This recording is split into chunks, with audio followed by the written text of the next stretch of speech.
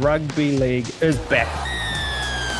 Drum roll, please. You're a true Warriors fan. I have no recollection of that hot take. We don't all have to agree. It's good to be back. It's just a really boring thing. Oh, partner. Start winning some games. I think there'll be a lot of changes to the team. I've got them making the 8 for mine. Let's go.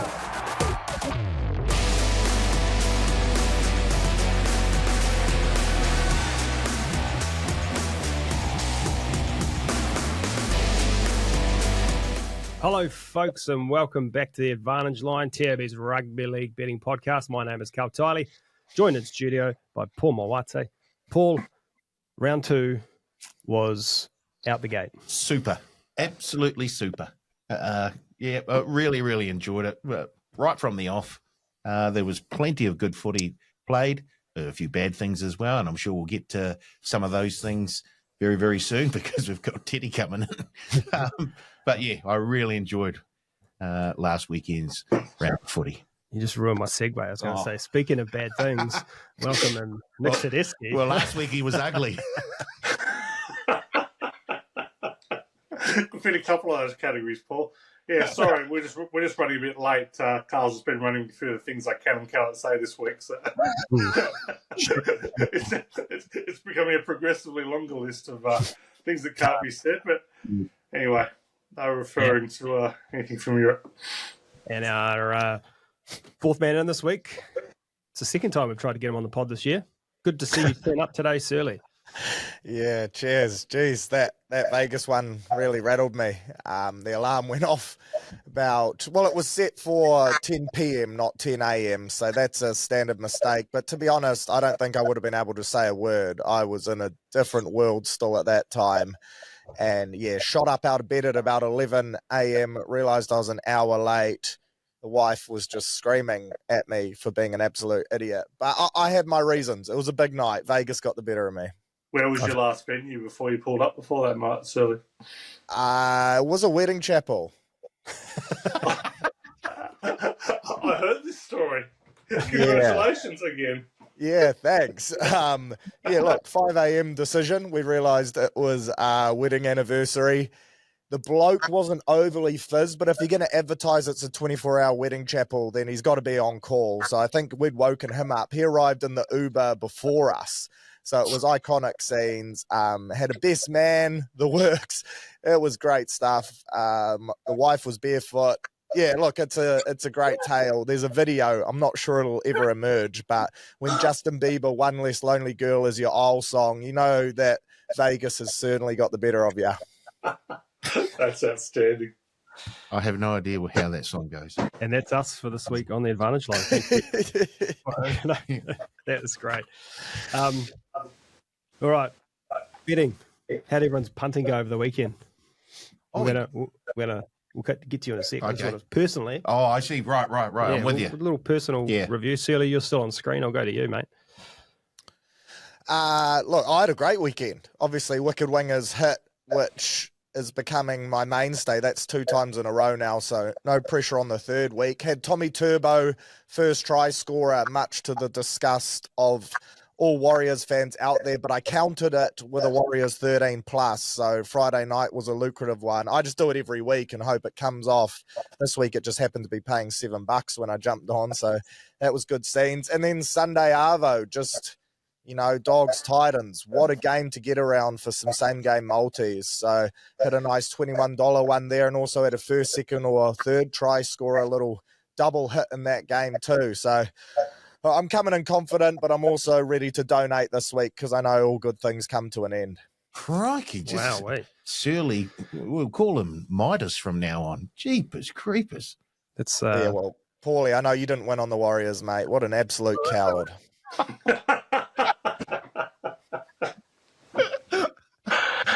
How did you go, Paul?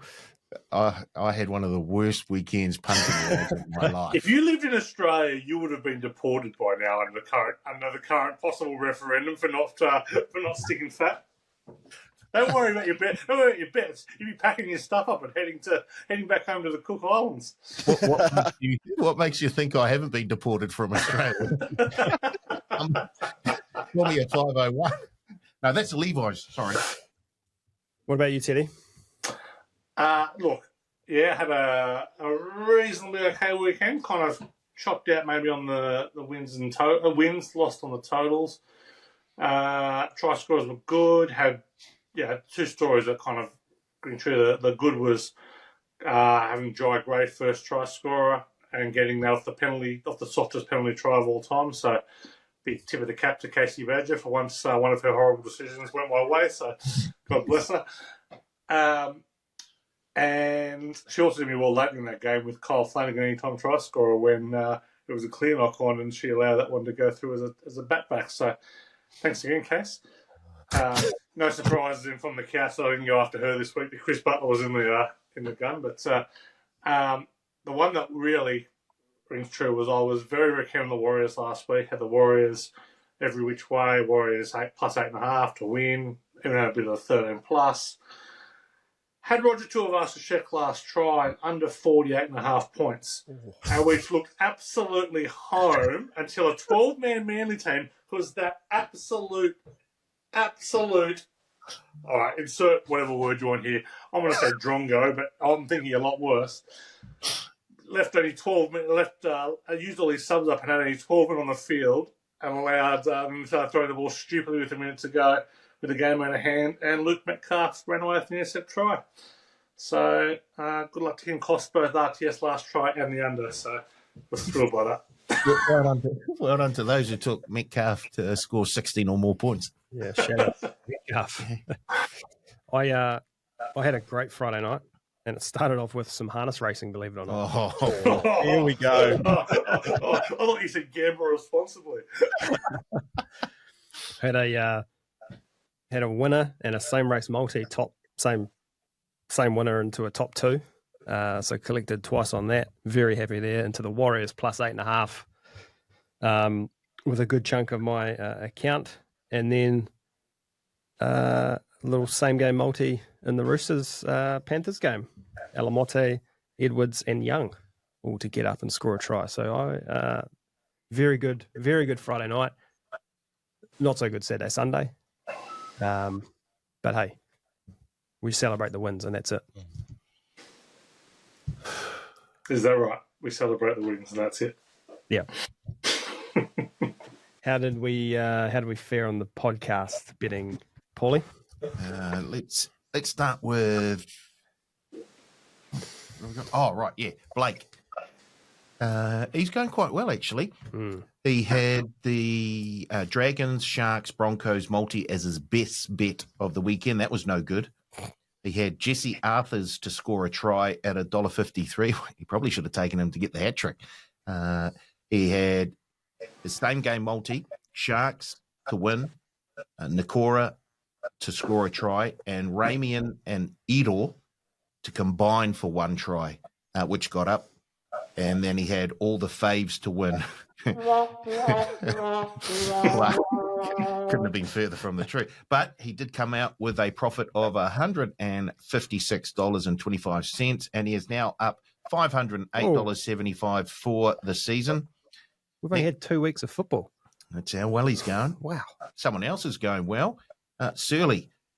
Searley had the Panthers to win by 13 or more into the Dogs. That was no good. He had Alamotti to score a try. Nice. He had RTS, Turbo, and Olakauatu in the same game multi. No good.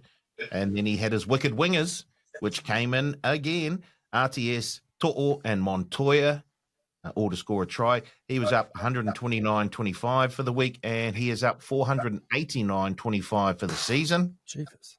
Yeah. Notice how he's here when he's up. Last year, maybe that's why he never turned up. Never saw him. Yeah, never sent my bets through either. It was easier to just go with nothing than to lose a shit ton. So that was my strategy last year. Carl had the Dolphins as his best bet. No good.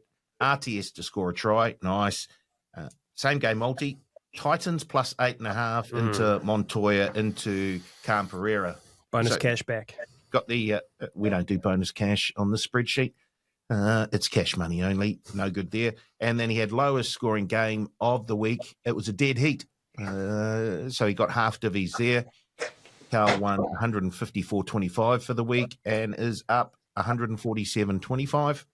shout out to the Tigers, you absolute grubs, letting in a try with 1 minute to go. Unbelievable. Teddy's bet of the week, Eels plus 3.5, no good. And you know what? Just makes it worse that it was Parramatta too. Cam Pereira, yes, nice. Same game multi. To'o to score a try, McLean to score a try, Alamoti to score a try, nice.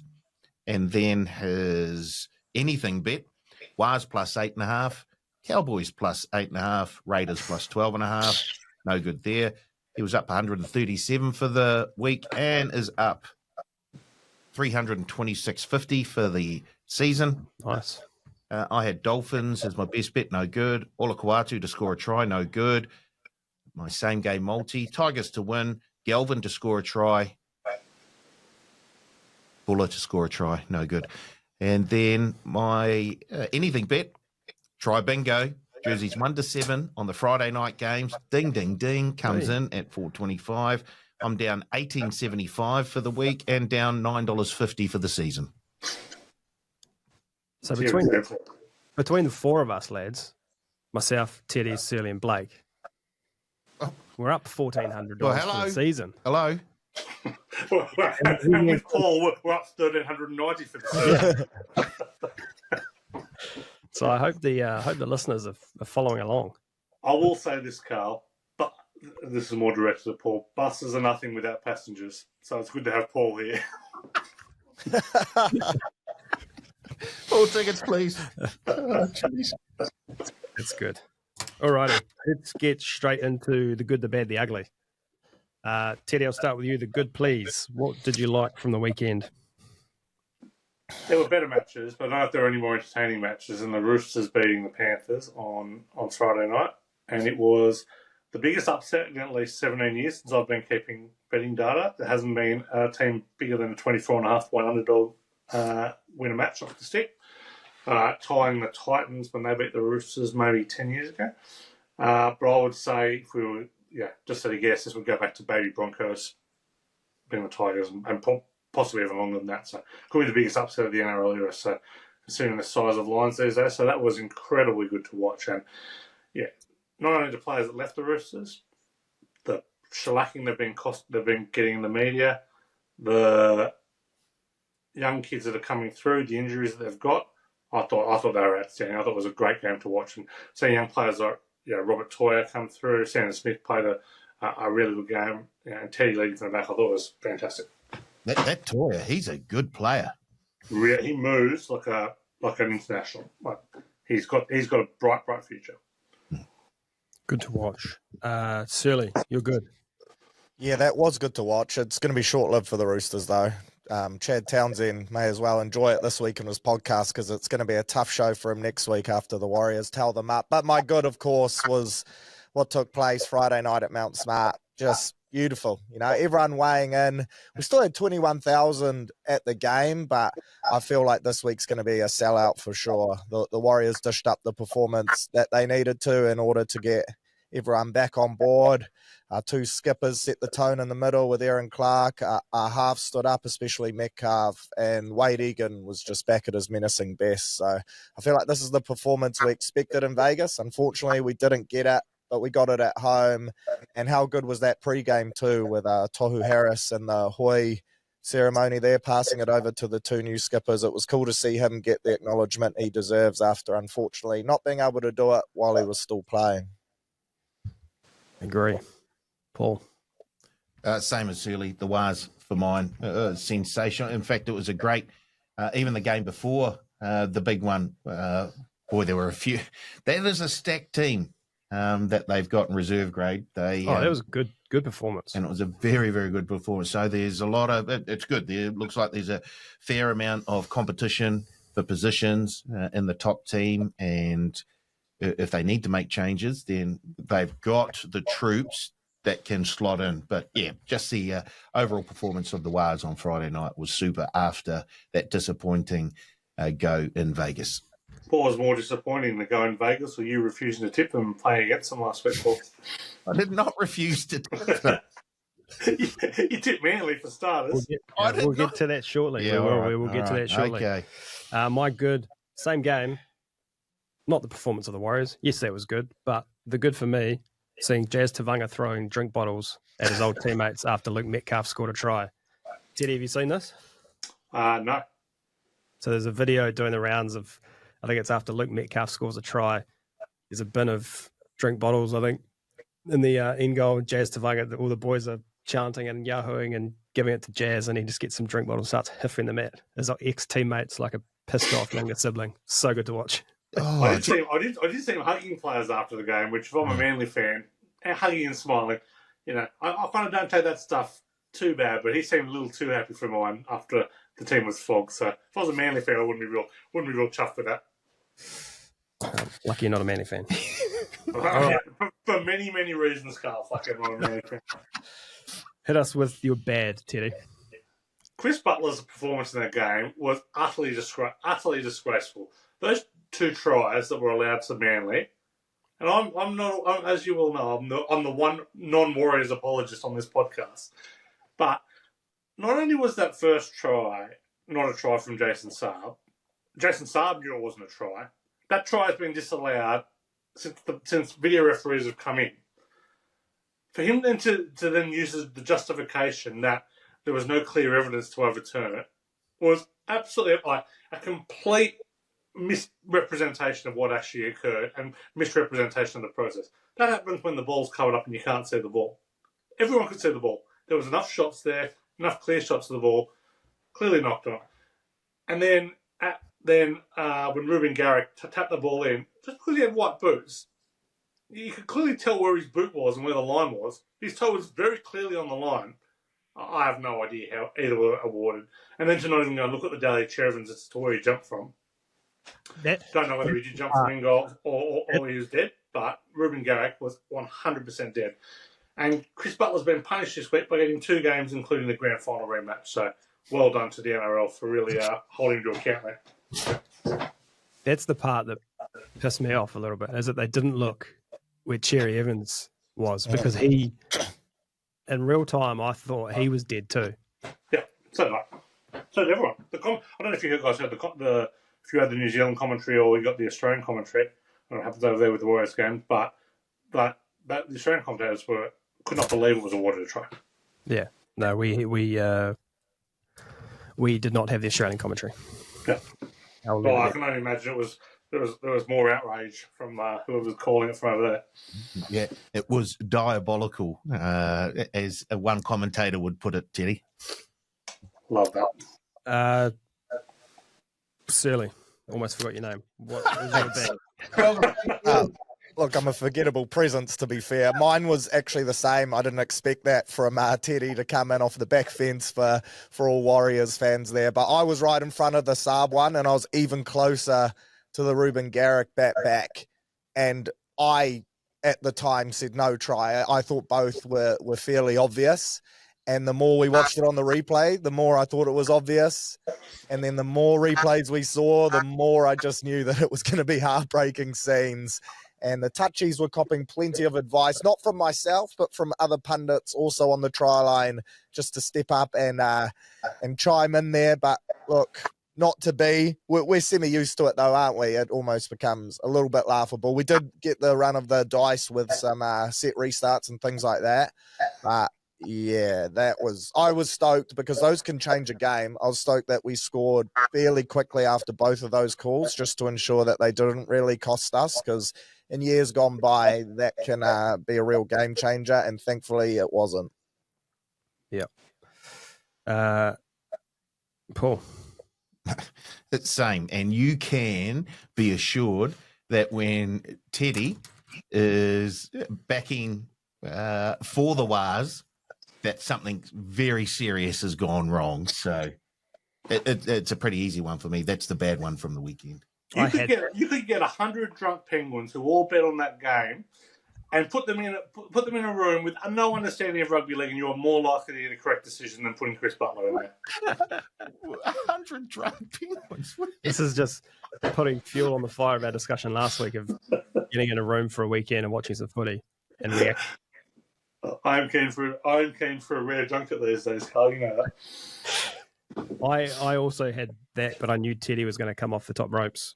So the bad for me was the post-game interview with Jake Trebojevic. This was a national disgrace, just quietly. I have never felt secondhand embarrassment as bad as that. Yeah. When I can't recall the woman's name who was interviewing him, but she asked Jake, were you injured when you got sent off? He's like, what do you mean? You went up I the have tunnel. to go up the tunnel. That's the rules. Yeah, it was Taylor Curtis, of course, more of a rugby commentator, I think, than a league commentator. Not surprising. Yeah, that was a bad one. Takes a bit to get Gerbo wound up, and he was wound up. I'll tell you what, when you need to get explained something from Jake Trebojevic, you are in a bad spot, a really bad spot. Oh, gee. Teddy, you're the ugly for the week. I don't want to fall into the same, anyway. Look, yeah, it's nice of you not to just fall back on simple tropes, Carl, so I appreciate it. Parramatta are completely cast. They are they are in such a bad spot, and they have done. Jason Rice has done so much damage to that club in the 3 or 4 months he's been there. In getting rid of Gutho, John Brown obviously gone for the money, but I can't imagine the current situation. Was helping out. The coaching was helping him decide he wanted to stay. They are just a team without a lot of effort. They're a team with absolutely no idea in defence, and they cannot move the ball at all. Like their attack, looks like under 16 stuff. Like that was bad. So we're only 2 weeks into it, but rather than have to break new ground by being an ill-disciplined, player who wasn't regarded for his intelligence, to then go on and become a super intelligent coach, and that's what Parramatta need right now. A few Parramatta fans said this is reminiscent of early Stephen Carney days in charge of the Eels, and it's not that far off from mine. So, Jason Riles won't last 2 years. This is bad. I don't know if it lasts 2 months. Searley, you're ugly from the weekend. I had 4 nominations. One was the Dolphins, one was Para, which I was going to roll with. The other was the Cowboys, but I'm going to go with the 4th one just because I don't think anyone here will have it, and that's Bulldogs fans' street parade after beating the Titans in round 2. I'm all for a fan base celebrating victories, but if you're going to go that big like you've won the grand final early doors, I just don't think it's completely necessary. So I'll chuck save your parades for premierships. We don't go round 2, surely. You just lost Kickow and Burden, and you're out there with mobile DJs walking the streets. I don't know if it's play on. We're a club with an incredibly proud history of being through some very, very, very dark days. I don't know if you know this, but Trent Barrett was our coach not that long ago. So 2 wins on the trot and scoring 30 plus in each. I cannot tell you how far away that seemed only a couple of years ago. Oh, if you're playing bingo at home, you can tick off your reference now. Down to be 3 more. Those on 2+, I've got a little something in store for them later on. Yours, Paul? But sort of along the lines of what Searley just said, the injuries to Burton and Kikau, just horrible to see this early in the season. I've heard that they're not as serious. Well, Burton's not as serious as Kikau, so should be back within a month. But it's always good to see the best players out in the field. So that's it from me. That's a bit of ugly. My ugly, Searley also called it the Cowboys defense specifically. They did well to hold out the Sharks while they had a man in the bin, but then to let 5 tries in the last 20 minutes like they did was shocking. And they were lucky to meet a Shark side that wasn't operating at 100%. If that Shark side was on point, they would have racked up a half a century. Easy. Couple of shout outs from that game. There was one passage of play, I think it was the Sharks' second try. They're moving from left to right, and Vossi says, they're one pass away from scoring a try here. Player gets tackled, dummy half, Blake Brayley, 1 pass try. So shout out to Vossi. He got that right. And then Sam Stone Street getting run down twice was good to watch. Tough for a winger, especially a young winger. You should be flying, pal. Yeah, they're tough watchers. Like that's all of a sudden you get put in the Todd Byrne category there. Yeah, you don't want to be Hard to come back from there. Yeah. I had a couple of same game multis on the weekend. One of them, I got 2 out of 3 legs. The third leg was Braden Burns to score a try. He went off injured. I had another one in the Bulldogs game. 2 legs came in. Last leg, Matt Burton to score a try. He went off injured. So you really don't want me putting any of your players in my same multis. Grim Reaper. To be fair, though, Paul, that's kind of lasted for a few years, and I've generally rolled with that principle. So, all right. Speaking of cursed, we're going to roll straight into the grid. Oh, shit. Are you kidding me? No, I've done it. Okay. just so you swear unnecessarily on here. On the podcast. Oh, yeah, sorry. That's today. I hope Paul gets the same lectures I get before we go on air, Carl. I think we're just going to have to do team meetings. 15 minutes per pod. What you can say is what you can't say. All No Austrians. Don't. Across the top. Marty Tapau's team. Oh, actually, if you're playing along, pause the pod. Tuesday, 18th of March. Thank you. Come back and compare your scores. Across the top, Marty Tapau, teammate, has played for the Titans, has scored 15 or more tries in a season. Down the left, has played for the Manly Sea Eagles. David Fafita, teammate, and has played for the Tigers. Teddy, kick us off. What do you got, a brain wizard or something? I found it very hard this week, actually, so I reckon I'm a chance of getting beat. Marty Tapau, teammate, Manly, Cade Cust, brain 0.26. Very tough. Titan, Manly, Aaron Shook, 4.07. And 15 tries in a season, Manly, Steve Menzies, 6.39. I feel we're in Maladi areas at 6.39. No, you're not. What do you got, Searley? Marty Tapau, teammate Manly, ex-Warrior Peter Godinay, shout out to him. Brain 0.25. Titans Manly, Kane Algie 3.53, and then 15 plus tries in a season from Manly. The part-time Potter, Tommy Talau 2.58 Wizard. Wow. Searley off to a flyer. What do you got, Paul? Lewis Brown, 1.76. Oh. Carl Lawton, 7.66. Oh. Scott Donald, Unicorn, 1.71. Oh! Scotty Donald. Holy! Wow. I am playing from a long way back this week. Marty Tapau, Manly, also former Warrior, Blake Green, 1.96. Nice. Titan Manly, Brian Kelly, 12.47. And 15 plus tries Manly, Big Jorge Tafur, George Tafur, 5.76. Tough start for me. Middle row, Teddy. Marty Tapau, teammate, David Fafita, teammate, Corey Oates, 12.64. Wow. Titan, David Fafita, teammate, Tony Francis, Unicorn, 0.04. Scored 15 tries in the season. David Fafita, teammate, Alafiana Khan Pereira, 4.44. Oh, what? That's too obvious. Yeah, I also had Khan Pereira for that last one there, 4.44. I'll bank that. Tapau and Fafita teammate Payne Haas, 6.46. And Titan, who's a Fafita teammate, Aaron Shoop at 1.09. I couldn't actually think of a Marty Tapau, David Fafita teammate, so I picked someone in my fantasy team. 100 points. Corey Pates, Wizard, 2.23.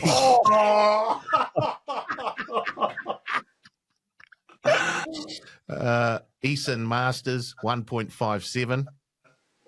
Here we go. I thought of Khan Pereira and I thought, no, I can't. He'll be too obvious. Jermaine Issa-Arco, 16.33. Marty Tapau teammate, David Fafita teammate, Katoni Staggs, 6.5. Titans, David Feeder teammate. Your man, Teddy, Toby Sexton, 1.01. He's my man. And 15 plus tries in a season, Greg Marju, 6.53. Last row, Ted. Marty Tapau teammate West Tiger, Joy Hitchcock's Wizard, 0.05. Is that a legit footballer? Doesn't even Legit footballer. show me his Wikipedia page. Teddy made it. Teddy's the author. If you look at the edit history. Titan Tiger Will Smith, 4.52. Yep. And Tiger, 15 tries in the season. They've got a remake of him now in Jarrell Skeleton. Taniela Tuiaki, Wizard, 1.71. Oh, jeez. Yeah. I also had Will Smith and Taniela Tuiaki, who actually played in club football about 6 years ago. He was playing for Glenfield. They chucked him at second five. First fives defend second fives these days. I was completely off it. Barely remember the game purely to brain cell depletion. I was not into that one. So, yeah, I had Will Smith and Taniela Tuiaki as well. And then my Tapau teammate from the Tigers, ex-Warrior, Bodine Thompson, 1.86. Oh, jeez. Wow. Jamal Idris, 2.07. Bodine Thompson, 5.40. Oh, wrong place. And Tommy Talau, 2.30. One of my favourite players, Blake Austin, 1.77. I thought you were going to say Blake Ashford. I was like, no, this is a G up. Lightning McQueen's brother, Chris, 7.59. And I also had Taniela Tuiaki, Wizard, 1.71. Totals. 34.1. Searley's definitely got me. Yeah, 26.4. Wow. 41. That's good, Paulie. Take That's that. good for you, Paul. I thought you were happy there. That's good for you, Paul. I reckon you haven't come last. I win at the line anyway, but plus 24 and a half. One of the biggest lines ever in NRL grid. Plus 124 and a half. 40. You are kidding. 5.3. Yes, I'm on the podium. Gee. Well Same race multi-punters would have had an absolute fill up there. I don't think they would have. I think they had Teddy 1, Searley 2, Carl 3. The book collects. But the book collects, but those ones who went a bit wide. Okay. Game previews. I'm going to look back at last week. So, Searley, you're new to this. We're going to go through each of the 8 games, and I just want your head-to-head, who's going to win. And then we're going to look at a couple of games in depth after that. But before we do that, I'm going to go back. Last week, Blake and I both picked 4 of 8 head-to-head. Paul, you had 3 of 8. Teddy, you have 2 of 8. Tough. No comment? No, not really concerned. I don't usually bet head-to-head, so I don't really care. That's not what the segment is, Teddy. Yeah. Trying to help our listeners. I'm going to hazard a guess and say I tipped a lot of favourites and then probably went back the outside at the price. So I don't know. All right, this week, Storm. We'll go around the circle. Teddy, Searley, Paul, myself. Storm $1.33, Panthers $3.35. Storm.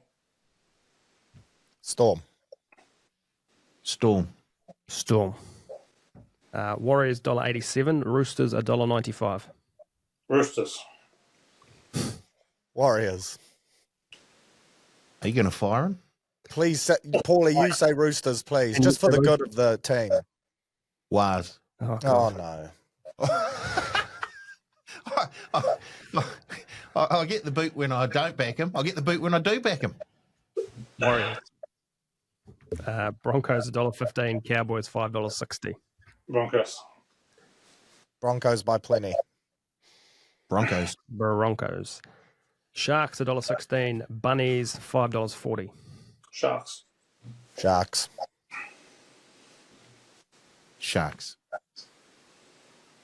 Bunnies. Wow. That's loose. Sorry? That's loose. Why not have a little fun? Who cares, right? Exactly. Dolphins $1.78, Tigers $2.05. Dolphins. Dolphins. Dolphins. Dolphins, but if they don't win this week, I'm off them. Titans $2.15, Knights $1.70. Knights. Titans. Ooh.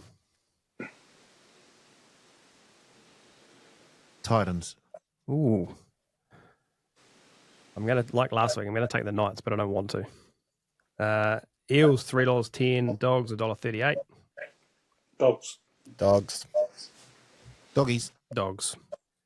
And last one, Seagulls $1.53, Raiders $2.50. Seals. Raiders. They love 4 points. Sea Eagles. It is a delicious beer. Oh, gee. Corey Horsburgh must love it. Okay. Thank you for that, fellas. We'll check back in next week. The games we're going to look at in depth this week. Thursday night game. The Warriors, the Dolphins versus the Tigers, and the Manly Seagulls versus the Raiders. We will start with, of course, Melbourne Storm $1.33, Penrith Panthers $3.35, Melbourne an 8.5-point favourites. The total was 45.5. Dylan Edwards out for Penrith, Willie Warbrook out for Melbourne. Teddy, Penrith $3.35. Yeah, this is why the last section didn't count for me, because I'll be backing Penrith straight out, and I'll be backing Penrith plus 8.5. I can add crazy prices. I know Edwards is out. This is a complete overreaction to last week. This is where you can get a lot of good prices in the first few rounds. Penrith's overreacting to what happened last week. So, underdogs covered 5 or 7, mainly Melbourne and Penrith. Penrith have covered 6 of the last 9. Teams are scoring 40 plus, like the Storm. Rounds 1 to 4, coverage is 39%. Penrith, 15-2 against the spread off a loss, 7-2 against the spread of the underdog, 4-1 against the spread off conceding 28 plus. There's absolutely no doubt in my mind they had one eye completely on this week. Last week, when they were averaging against the Roosters, Dane Laurie's an adequate replacement. I still wouldn't be surprised if we saw Blaise Talangi come into the side in some capacity, maybe in that 14 role. I think Schneider was named there, but I think we'll see that. Down in Melbourne, sure. I think it's going to be a low-scoring game. I think both teams have plenty to prove as an early marker in the season. These guys played in round 1 last year. Melbourne won 8-0. I don't know how you don't take the plus 8.5. If you're laying 8.5 here, I think that's you're playing absolute fire there. But I'll be backing Penrith every which way from on. Even the total 45.5. The last 10 is averaged 31.5 total. Yeah, 7 of the last 9 have gone under the total. 20 of 31 since 2008. Yeah, there you go. Which way are you leaning here, Searley? If it was the Panthers against anyone else, I'd back them in for a bounce back. But I just think Melbourne at home, they've bet Penrith there 8 out of their last 9 games at home. They love it there. Hughes is 150th. No Dylan Edwards. I just think Melbourne too strong in a game where they've said they want to test themselves against the best. They'll be up for this. That's the one side that'll never get complacent. So, yeah, I'll back the Storm, but I do think it will be tighter than the odds suggest. To go along with Teddy's stats, Paul, the outsider has won 5 of the last 7. And Penrith really haven't been smashed by Melbourne in recent years either. But I agree with Teddy. I think the line's just too much at the moment, and the bet here is the Panthers plus the points. I just think it is. They're just look. The Storm have got off to a very, very good start, but this Penrith team, we've seen over the last 4 or 5 seasons, they don't often get their pants pulled down. I don't see it happening here either. So, yeah, I like the Panthers plus the points. They still scored 36 points last week. Yeah, defense. And there wasn't anyone in the game who didn't think there were a chance of pulling that 14-point comeback in 7 minutes to go off either. Like that was everyone was expecting that. Yeah. How about that tackle on To'o in the corner? He's never been one of mine, Daniel Tupou, but he can pull off some amazing play. Like he's at the 4th or 5th highest try scorer in NRL history now. Yeah. So like it's been an unbelievable career, and that tackle was right up there. Like it was a sensational tackle, but just to take a little bit of the shine from maybe Brian Toy had maybe his worst game of first grade, I thought, on the weekend in that game. Good individual try early doors though. Yeah, it was, and then dropped the ball about 10 times afterwards. He wasn't on his Pat Malone there though. So yeah. Alrighty. Warriors $1.87, Roosters $1.95. The line is 1.5. A total 49.5. Met service, a clear evening, so excellent conditions for play. The Wires are named an unchanged lineup. Collins, Lenu, and Radley all back for the Chooks. What do you got here, Teddy? Oh, there's some fair wins, aren't there? Look, I was very much looking forward when the numbers came up that I was on the Roosters. I was very much looking forward to this part of the week. I'm much more revel in being the bad guy on this podcast than getting on board. And Moati was just got in the jobber role last week. It was an easy meet with the tipped Manly, but the Roosters won 8 straight against the Wires, all by 8 or more points. The last 2 times they played at Mount Smart, they've held New Zealand to 0 on both occasions. The Warriors haven't topped 18 in the last 8 meetings. New Zealand 10-4 against the spread fast starters in the last 4 seasons. They are reliable as an underdog at Mount Smart, which they're not quite yet, but I can't throw it in there just in case it kind of betting flips. They've only covered 4 of the last 15 at the ground though. 16-22 against the spread, under $2. 6-12 against the spread, off a double-digit win. So I'm taking those. They don't string form together, and not a huge home ground advantage there. The Roosters, very hard to assess. I've said this all year, but they are 9-5 against the spread, off conceding 30+. And just an interesting little note here: teams off playing Penrith over the last 4 years cover at 59%. So it does steal them up. I love the ins for them. I love what we saw from some of those young players. They're going to be a confidence team this year, the Roosters. Like they're going to be a team who will put 2 or 3 together, get absolutely hammered, lose 3 or 4, put 2 or 3 together. So that's how it usually works with young kids. And love their matchup kind of out wide as well. I think it could be a few tries. So Robert Toya running at Adam Pompey. I'm very keen to see that one. So like the Chooks. Searley, you're probably our closest man on the ground in terms of Warriors, etc. Teddy's mentioned Adam Pompey there. Didn't think he had its strongest game over the weekend. I see Rocco Berry's on the extended bench. Do we think Rocco comes back in? I'd say there's a chance. He ripped up a New South Wales Cup. Looks like he's put on a bit of size, and I call him Bootlace Berry. He's known for just chopping people around the ankles. He never misses a tackle, so I think his D would be handy. A lot of it seems to be Roger jamming him, but that's got to be a communication and trust thing going on there, you'd have to think.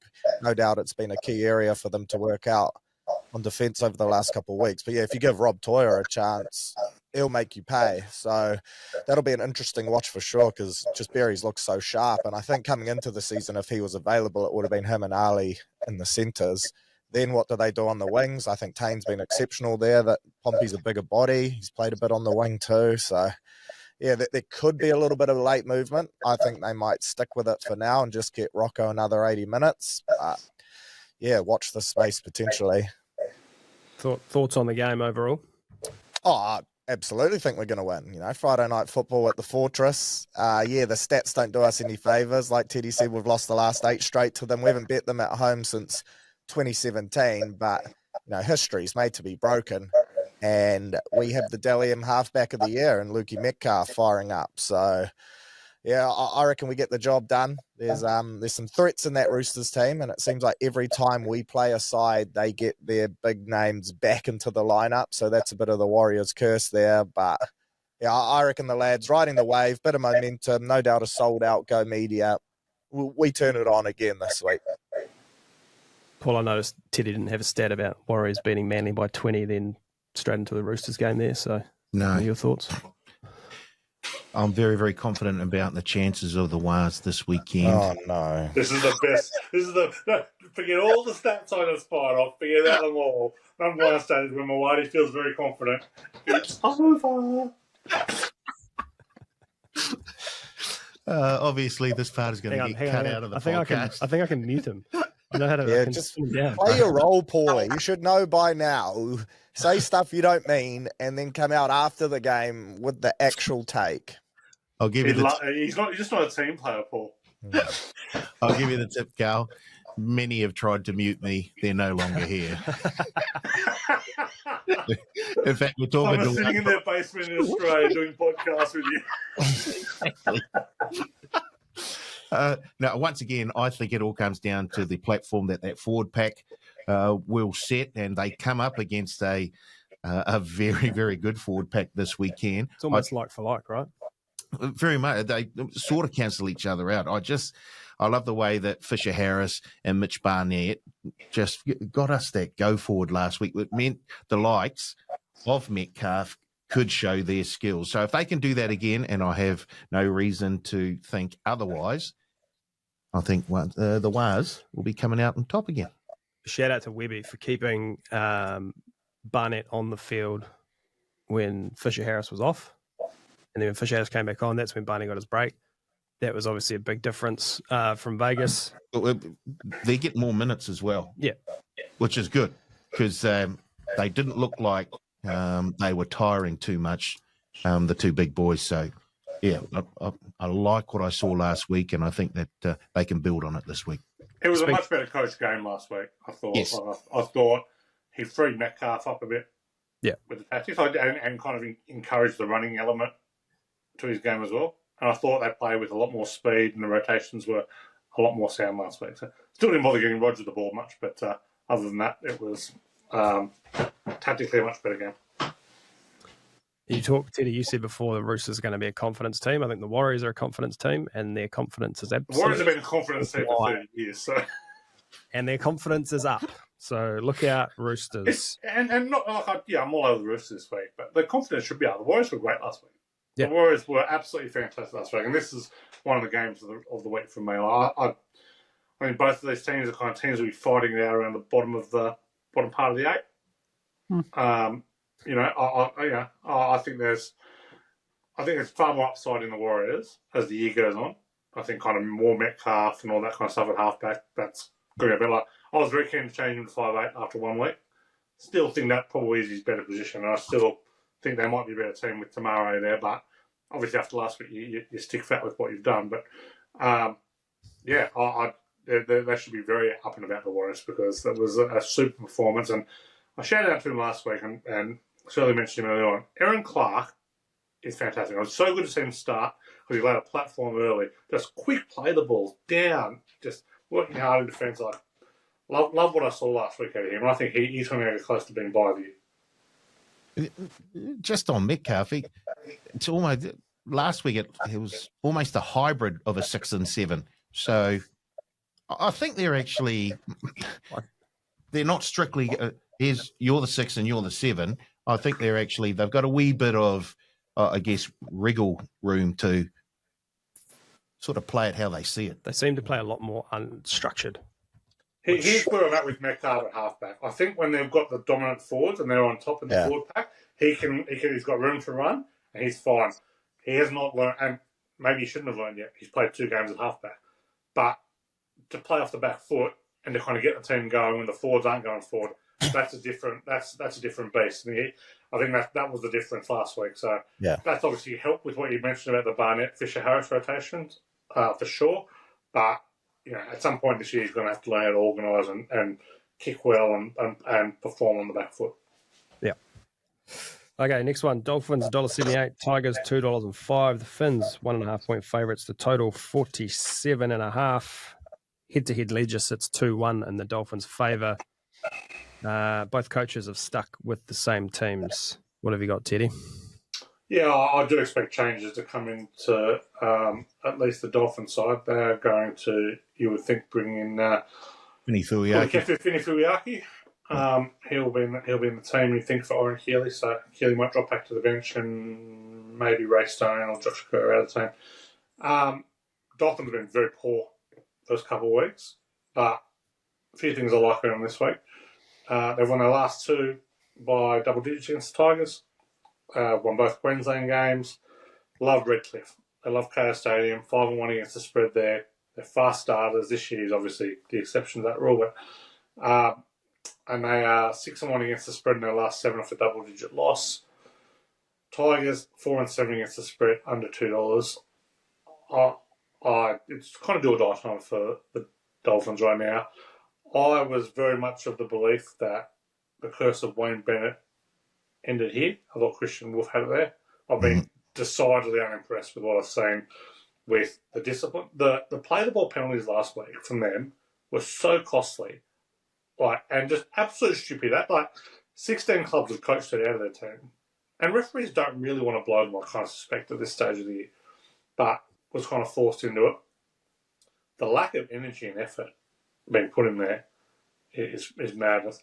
I would have dropped Felice Kafusi this week for another reason than the stupidity you get. The dumb penalties of getting on the back foot, squeezing a player's head between your knees, standing next to the ruck and costing your team a try. All those silly things.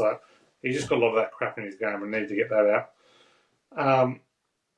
Obviously, the Tigers might be hitting that phase of being a bit overrated. We've seen 2 weeks of them defending really well. Yeah, I think I don't see a bit more from the Tigers just yet. So running rush shot over a completely decrepit Parramatta side, not for me. Not enough to prove them for me. So, I'm very, very keen on the Dolphins this week. Searley? Yeah, I think it's the Queensland factor for me. As Teddy mentioned, that they love playing in Redcliffe and in Queensland in general. Tigers have lost their last 5 games at Queensland venues. They don't travel very well up there. So, yeah, Dolphins, it's desperation time for them. They've failed to fire any shots really in those first 2 rounds. So I'm expecting them to look a little bit more polished and get the win in a tight game. If this was in Sydney, I'd probably back the Tigers, but yeah, it's that Queensland factor, so I'll go with the Finns. Cool. Yeah, I'm with the Finns as well. As I say, Redcliffe, a fortress for the Dolphins. I'd like to see them get the ball a bit wider, a bit sooner, and a bit faster. That's where all their attacking prowess is. You've got the hammer, Isaako, Avarillo, Herbie Farnworth, who's been playing very, very well, but they've just not been getting the ball out wide. So I still think at home against the Tigers, they should be just a wee bit too good. And we might see some of the out wide deficiencies in this week with Jack Bostock on the extended bench. If he passed the fitness test, he will replace Junior Tupou, who has been, diabolical for 2 weeks. I'm going to be with the Dolphins too. However, there will be something that comes up shortly when we get to betting that may just sit tight. Last one, we're looking at Manly Seagulls, $1.53, Raiders, $2.50. Manly, 5.5-point favourites. The total, 49.5. Turbo and DCE cleared. Tauke Aho and Caller back as well for Manly. What do you got, Teddy? Yeah, I thought for sure, kind of before I looked at the numbers for this game, I'd be all over the Raiders in this one, but I'm chips in Manly in this one. They're a different beast at Brookvale. I wouldn't say everything that could go wrong did go wrong for Manly last week because they had a fair share of luck with a couple of tries, but obviously losing Tom Trebojevic for the better part of a half and then Cherevins at the end kind of was incredibly damaging to them. They're not great travellers, Manly. They are usually always overrated away and underrated at home. They've covered 20 of 32 at Brookvale. They've covered 11 of 17 at Brookvale for loss. They've covered 6 of 8 at Brookvale when favoured by a try or more. 12 of 17 at Brookvale at night. Against the Raiders here, underdogs are 4 or more, scoring 30 against teams off conceding 30 or more. Coverage is 43% rounds 1 to 4. And the Raiders covered just 7 out of 41 off win. They've been tough, the Raiders. Ricky gets them up. You know they're going to show up. But I'm taking the class of Manly here. Heavy later points. Searley? Surely Turbo doesn't play. Like he's named, but why would you do it? Round 2, long season, already got niggles. You got Lehigh Hopewadi, who's more than capable to chuck in there. Tommy Talau on an extended bench. Like, do you roll that dice with even if he's at 80%? And I get that it's a long turnaround because it's the Sunday night game, but literally your whole season could rely on playing him when he's not 100%, and that injury gets worse, and it's good night. You saw Anthony Seibold roll that dice many, many times last year. Yeah, to not great success, but but he's come back to the table.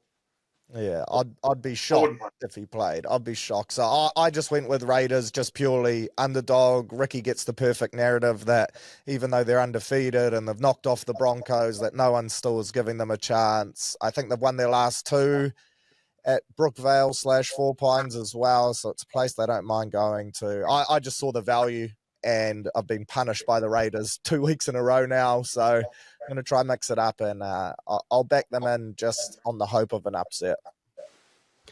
Tell you what, if the Raiders do win after knocking off the Broncos last week, and the Wars, it makes the Vegas loss for the Warriors look a little bit better. Oh, if you're starting to play form lines like that, you could make anyone not a premiers, and anyone wouldn't swear us. I was going to say, if they knock them off, then they've knocked off 3 genuine premiership contenders. That was the line I thought you were going down. Yeah, so. I was. You didn't. Yeah. Teddy interrupted me. Didn't let me get there. Thanks, Searley. What do you reckon, Paul? I think if Turbo does turn up in the one jersey, then I just think that backline might be just a bit. I know that Canberra backline has scored some bloody good tries this season too. Just have a look at with Kohler slotting back into the centres. They just looked very, very strong across the field and at Brookie, even though, as Searley says, the Raiders have performed quite well there in recent times. I'm with the Sea Eagles. Yeah, I got to take Manly too. Got to take Manly too. Alrighty. Betting. 100. I'm just seeing if Blake sent his bets in. He has not. Oh, dear. I will text him. Who are we going to start with? Teddy? Yeah, let's go to Teddy. What do you got? Best bet of the week. Dolphins. $1.78. Best try score of the week. I cannot believe this price. Fletcher Sharp, $2.90. I'll just pull you up Here there. we go. Dolphins, $1.82. Oh, Paul, give me a twist. Here we go. There you go. Ask and you shall receive. Yeah. Fletcher Sharp, $2.90 anytime try scorer. Same game multi. Britton Nikora and Braden Trindle tries. $8.11 in the Sharks. What will be a rout of the Bunnies. And I'm kind of taking a small lead. Well, I haven't seen any official wicked winners or anything like that over on in Australia, but I've put a few together. $25 at $10.11. Dom Young, Ronaldo Mulatalo, Tony Francis, weird superstar. Tom Trebojevic to score a try. And who else? I had someone else in there from. We'll leave it at that. Well, I'll recenter the price, but I'll put someone in there who's not playing. So. Simple. Not like you, Teddy, to be unprepared. What's going on, pal? You okay? Oh, maybe too prepared, but I've done a poor job at it. So. All right. Didn't we put Searley's multi up on the website last week as well? Yeah, he gets a little. Searley's got his own little betting option each week. Nice on his podcast. Yeah, and it went ding, ding, ding. Yep. I'll have you know that I was the one that chose that for him last week, not his one. So you're welcome, punters. Yeah. Shout out to Carl. He's got me back in the winner's circle. So absolutely. Searley, your bets, please. We've got $50 on a best bet. Best try scorer, same game multi, anything else? 50 best bet, Warriors, just on the nose, $1.87, play it safe, but of course the 13 plus will always be getting a side investment. $50 best try scorer of the week, Jermaine Isako, $1.82. Surely he dots down after not scoring last week. Same game multi, Knights versus Titans game, Greg Marju, Schiller, and Tony Francis, who I'm also a big fan of, all to score at $5.13. And then my wicked wingers this week, got to run it back with RTS, Selwyn Cobenco and Jermaine Isako, all to dot down at $4. Get on board. Paulie. Like it, yeah. I'm glad that Teddy said that the Sharks Rabbitohs are going to score a few tries, because my best bet is one of the round 3 specials, Sharks versus Rabbitohs, highest scoring game of the round at $5.80. My anytime try scorer, KL Iro at $2.25. My same game multi, Waz to win, RTS to score a try, Daniel Tupou to score a try, and Robert Toya to score a try at $22.14. There's never been a bigger moral than the Warriors letting that same game multi down. And my anything bet that came up for us last weekend. Let's go again. Try bingo, Friday night games, 1 to 7, all scoring at $4.75. In fact, we almost got the 1 to 7 in the Waz Manly game. Almost didn't need the Roosters Panthers. But here we go. Friday night, try bingo, 1 to 7. All right. I've gone back to my roots. Last year, I got out to a great lead following the numbers, so I'm doing the same. I reckon I'm going to cop some abuse for this one. $50 best bet. An alternate line, Bunnies plus 14.5 at $2.10.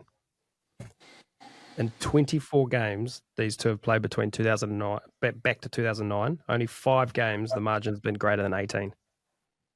Average margin of 11. And the last 10 head-to-head, the average margin is 10. That's where I'm sticking. Best try scorer, Connor Tracy, $2.45. Dogs playing the Eels. Eels are shit. No burden. There's been some swear. I'll tell you what, those were the Quinella for first swears on the podcast. Mawadi all up Tylee. I've got a big price. Mawadi, first, second, or third swearer. Anytime. Teddy not swearing is like Turbo not scoring a try in round 1. No one can believe it. It's ruined every SG. Apologies, punters. Do we have a beep? We've got a beep here somewhere? Yeah, we got something there. Too little too late. We're the one doing it. Okay. Same game multi, Storm Panthers, under 45.5, or anytime Storm head-to-head at $7.31. And then $25 on anything else. This might be where I come unstuck. I've looked at the 4 lowest scoring teams through the comp. Eels, Knights, Cows, and Finns. And then who they're playing. Tigers are only leading in 8 points a game. I know we talked about how the Dolphins like Queensland. They're only scoring 13 points a game. I'm going lowest scoring team, Dolphins, $19. Oh, Didn't you pick them to win? Yes, I did, and I probably will win, but I am going... Well, then that can't be the last scoring game. Stop. Let me finish. 2-0. Oh, no. Well, that doesn't even work. Either way, the other team's nil. Yeah, shit. Apologies. I missed that. What did he say? No. It was worth missing. My math wasn't great there. Is that our social clip for the week, is it? Please no. They're going to win, but they're going to be the lowest scoring team. And then I said 2-0, and that, of course, it doesn't make them the lowest scoring team because someone got nil, as Teddy pointed out. That's why Teddy's the numbers man. I'm deeply concerned by some of the maths going on in the last few minutes here. Hey, look, school was for lunchtime. Don't worry about it. I'm not going to try and justify my selection. That's what I'm taking. All right. And that's us. What a note to end on. What a way to go out. Hey, Wow. Foul mouths and poor maths. the foundation of the podcast. Well, that's true enough, Carl. I reckon this is 9 or 10 years old. That is the absolute foundation of this podcast. Yeah. Searley, thank you for turning up today. Really appreciate it, pal. Yeah, it's I like my odds better whenever I'm Auckland based rather than Las Vegas. There's less distractions in Auckland, believe it or not. Yeah, okay. I'll just take your word for it. Cheers. Teddy, thank you very much. Also turning up this week. Nice to get a run sheet. So came in prepared, kind of. Paul? Yeah. Solid. Here we are. Yep. Anything from Blake? No, nothing from Blake. Okay. You have to. We'll put it down Forfeit. when he flicks it through. I'm sure he will sometime today. Or it's a forfeit. Well, if it's not mentioned on the show, it doesn't count. Is that what you're saying? We'll see. Okay. To everyone out there, thank you very much. We will be back next week to do it all again on the Advantage Line.